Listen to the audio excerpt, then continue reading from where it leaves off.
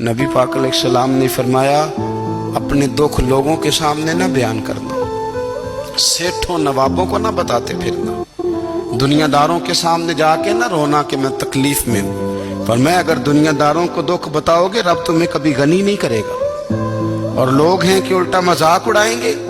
آپ کی جس سے بڑی پکی یاری ہے نا، پکی، وہ تب تک پکی ہے جب تک آپ نے 50,000 مانگا نہیں، اور جس وقت آپ نے کہہ دیا کہ میں مجبور ہوں میری مدد کر، تو پھر ختم ہو گئی دوستی۔